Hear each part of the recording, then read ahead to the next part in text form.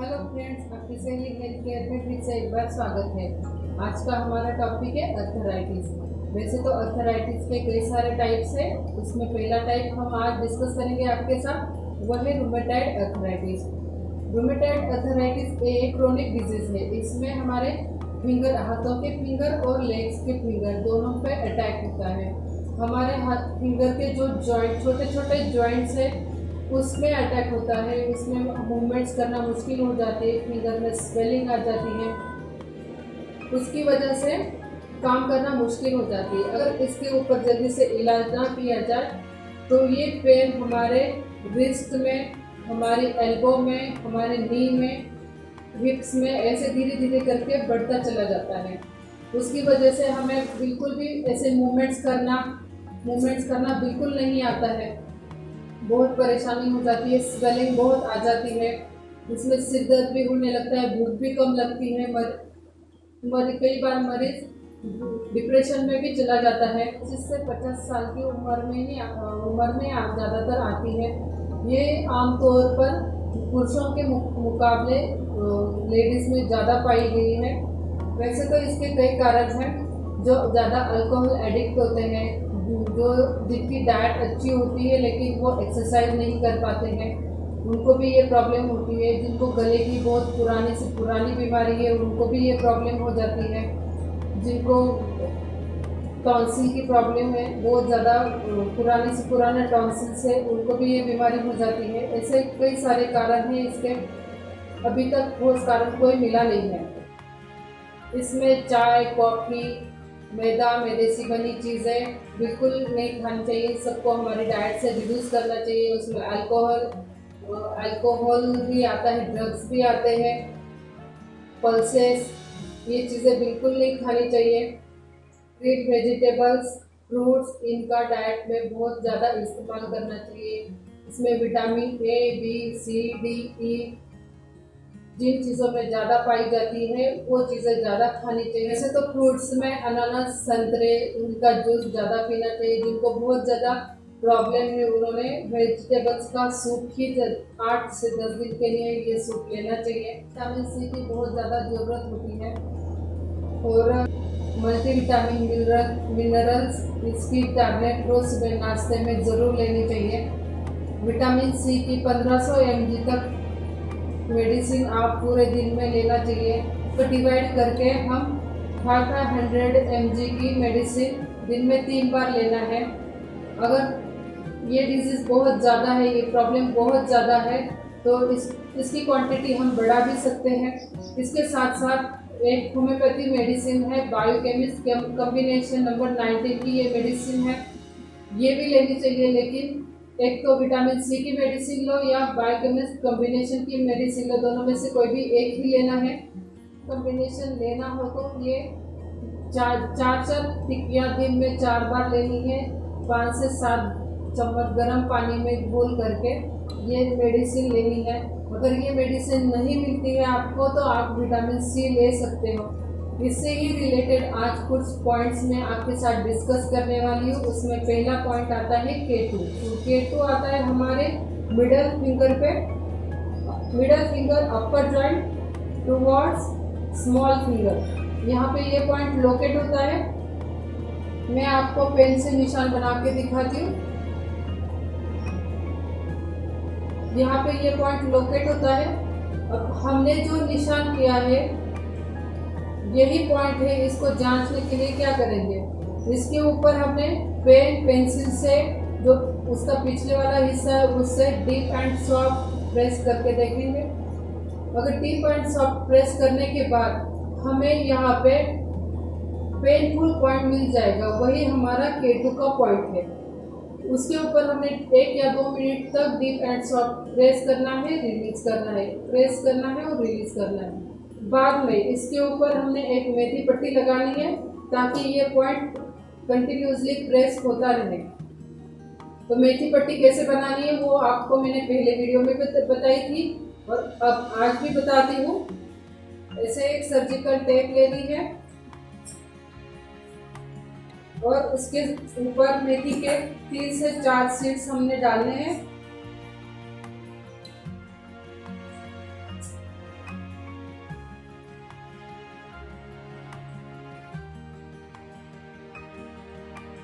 ये देखिए फ्रेंड्स, मेथी के ऊपर 3 से 4 हमने सीड्स डाले हैं, हमारी मेथी पट्टी बनके तैयार हो गई है।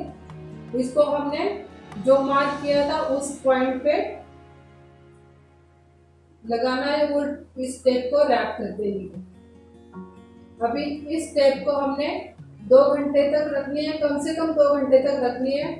और आपके पास टाइम है तो 6 से 7 घंटे तक भी रख सकते हो।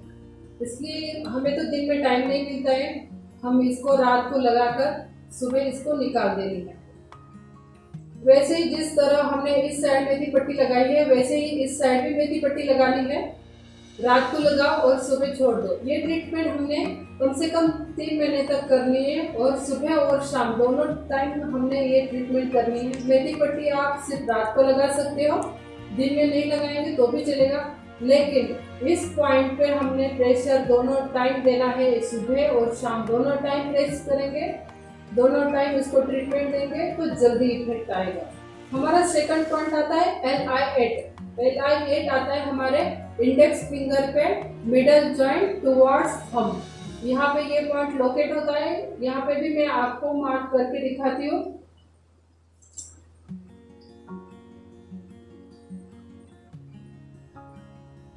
देखिए फ्रेंड, इस साइड पे ये पॉइंट हमारा लोकेट हुआ है। ये भी पॉइंट बायलेटरल है, इसलिए ये भी दूसरे साइड दूसरे इंडेक्स फिंगर पे भी आएगा। ये देखिए, ये दोनों साइड हमारा पॉइंट आ गया है। इसको भी हमने डीप एंड सॉफ्ट प्रेस करना है और रिलीज करना है। ये भी 1 मिनट तक करना है, 1 या 2 मिनट तक आप कर सकते हैं। और हमारा थर्ड पॉइंट आता है GB34। GB34 आता है हमारा नी कैप के आउटर साइड पे, वहां पे वो पॉइंट लोकेट होता है। हमारा फोर्थ पॉइंट आता है LI4। LI4 आता है थंब और इंडेक्स फिंगर के बीच में।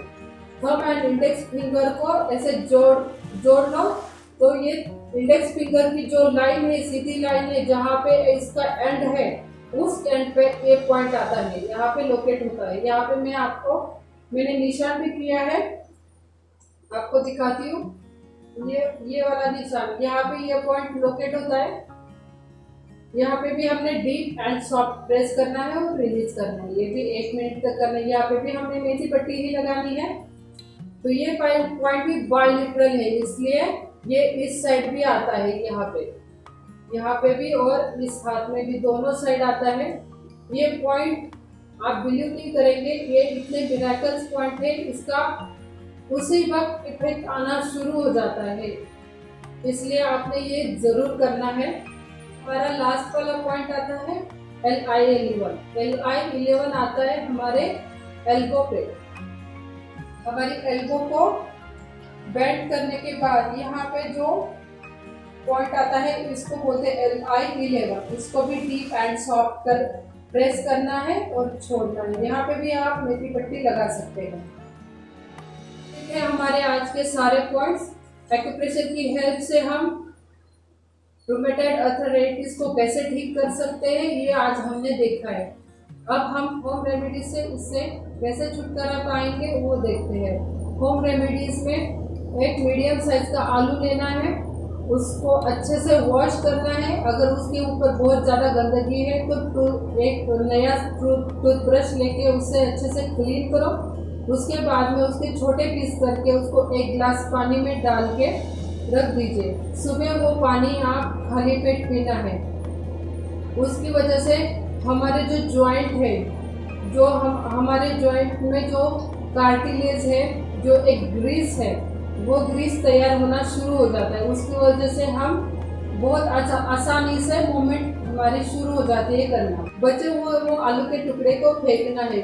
अगर उसमें से आधे आलू के टुकड़ों का जूस बना के सुबह खाली पेट पिया जाए तो भी बहुत फायदा है। लेकिन जिनको शुगर है वो सिर्फ पानी पिए, जूस ना पिए।